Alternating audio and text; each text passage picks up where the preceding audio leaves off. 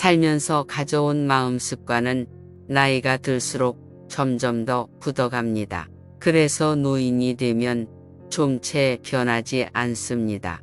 아버님, 그게 아니에요. 이렇게 해야 해요. 응, 알았다. 그러고는 그냥 해버리십니다. 이건 여러분이 늙어도 마찬가지예요. 나이가 들면 하던 생각의 습관대로, 하던 행동의 습관대로 익숙해진 대로 해버립니다. 인간의 사고는 어릴 때는 따라 배우는 것이 특징이라 어딜 가든 유연하게 받아들이고 쉽게 배웁니다. 하지만 늙으면 과거의 생각에 매어버려서 새로운 걸 잘 받아들이지 못하고 배우는 것도 어렵습니다. 그래서 아이는 미국에 1년만 살면 영어를 하는데 어른은 10년 살아도 영어를 잘하기 어렵습니다. 나이 들면 잘 변하지 않는다. 이것이 어른의 성질이란 걸 이해하면 갈등이 줄어듭니다. 그래서 어른들에게는 이렇게 하세요, 저렇게 하세요 하면 안 되고 맞춰줘야 합니다. 자녀들이 시골에 계시는 부모님과 갈등을 빚는 것도 부모님의 일하는 습관을 이해하지 못해서입니다. 용돈 들을 테니깐 밭에 가서 일하지 마세요. 자식은 부모가 아픈 것이 안쓰러워서 하는 말인데 부모는 아프다고 하면서도 밭에 가서 일하고는 또 여기 아프다, 저기 아프다고 합니다. 이러면 자식은 짜증을 냅니다. 거보세요. 하지 말라니깐 왜 일하고 아프다고 해요. 부모는 밤새도록 아프다고 해놓고는 아침이면 또 홈이 낫을 들고 나갑니다. 그래서 자식과 갈등이 심한 겁니다. 아프단 소리 하려거든 일하지 마세요. 하려면 아프단 소리를 하지 말든지. 자식 입장에서는 부모가 무리하지 않고 조심하면 10년 더 살 거 아닌가 생각해서 하는 말이지만 10년 더 사는 게 꼭 잘 사는 건 아닙니다. 자기 하고 싶은 대로 살다가 5년 만에 죽는 게 오히려 더 행복할 수 있습니다.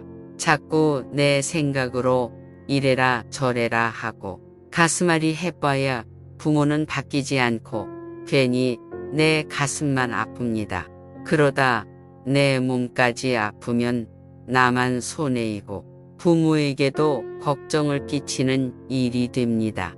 부모님이 일하러 가시겠다고 하면 네, 그러세요 하면 됩니다. 그걸 보고 안쓰러워서 잔소리만 하지 말고 집에 가면 자식으로서 할 수 있는 만큼 일을 도와드리고 오면 됩니다. 도와주기 싫으면 집에 안 가면 돼요. 그런데 집에 가서 일하는 부모를 도와주지도 않으면서 짜증만 냅니다. 또 맛있는 거 사드시라고 부모님에게 용돈을 드렸는데 그 돈을 안 쓰고 손주에게 줘버리면 그것 가지고 또 갈등을 일으킵니다. 하지만 그 돈을 어떻게 쓰느냐는 부모님의 자유입니다. 그 돈으로 손주를 주시든지 술을 사드시든지 간섭하면 안 됩니다. 나이 든 부모님은 변하지 않습니다. 특성을 이해하고 부모님이 얘기하면 뭐든지 네, 알았습니다. 하는 게 좋습니다. 그러나 부모가 얘기하는 걸 자식이 다 할 수는 없으니깐 그럴 때는 안 하면 됩니다. 미리 안 하겠다고 싸울 필요가 없다는 말이에요. 너 다음 주에 와라. 네, 알겠습니다. 그러고 바쁘면 안 가면 됩니다. 이번 주에 바빠서 못 가요. 왜 자꾸 오라 그래요. 이러면서 부모에게 짜증내지 말라는 겁니다.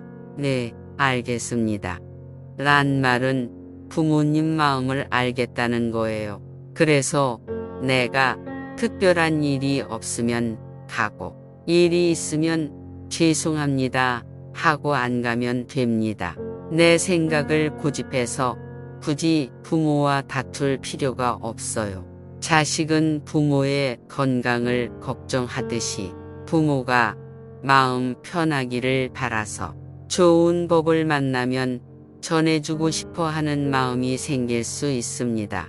좋은 경치를 보면 좋아하는 사람에게 보여주고 싶고 맛있는 음식을 먹을 때도 좋아하는 사람에게 먹이고 싶은 것과 같습니다. 좋은 본문을 들으니 어머니도 이 본문 듣고 집착을 놓고 생을 마감하셨으면 얼마나 좋았을까. 아쉬운 마음이 생겼습니다 하는 분이 있었습니다. 좋은 뜻이지만 그런 생각은 후회를 남기게 됩니다. 내가 법을 조금만 더 빨리 알았더라면, 내가 젊을 때 이 법을 알았으면 얼마나 좋았을까 하는 것은 자신이 살아온 인생을 후회하고 부정으로 보는 거예요. 이미 지나간 것은 내려놓고 지금이라도 이 법을 만나서 참 좋다 이렇게 생각해야 긍정적이고 미래지향적이 됩니다. 또 부모에게 좋은 본문을 들려드렸을 때 내가 좋아한 것만큼 좋아하시지 않을 수도 있습니다.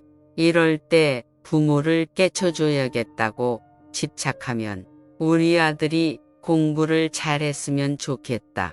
우리 남편이 돈을 많이 벌었으면 좋겠다. 우리 부모가 유산을 많이 물려줬으면 좋겠다. 하고 욕심 부리는 것과 똑같습니다. 대상만 바뀌었지 집착하는 마음은 똑같은 거예요. 부모가 법문에서 한두 마디 알아들으면 다행이고 못 알아들어도 듣는 것만으로도 고마워해야 합니다. 부모님이 법문을 듣는 동안에라도 기분이 좀 좋았다면 대성공입니다. 생각이 굳고 세상 보는 눈이 좁아져 있으면 눈으로 봐도 보지 않고 귀로 들어도 들리지 않습니다. 원효 대사는 이런 사람들이 무엇을 좋아하는지를 살펴보았다고 합니다. 광대가 춤추고 노래하니까 펄쩍펄쩍 뛰고 좋아하는 걸 발견하고는 그때부터 표주박을 들고 1인 광대극을 했습니다. 그러면서 이 세상에 집착을 끊고 좋은 일이든 나쁜 일이든 나무 아미타불을 부르도록 가르쳤습니다. 부모님의 마음이 편해지도록 법문을 전하는 것도 나이 든 사람의 특징과 부모님의 근기를 잘 따져서 지혜롭게 해야 합니다.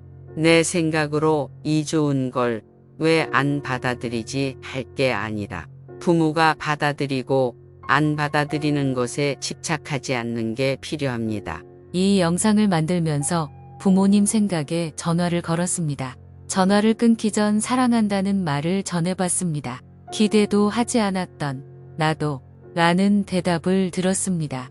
이 영상이 다 끝나고 부모님 또는 자식들에게 사랑한다는 말을 전해보는 건 어떨까요? 구독과 좋아요는 영상을 만드는데 정말 큰 힘이 됩니다.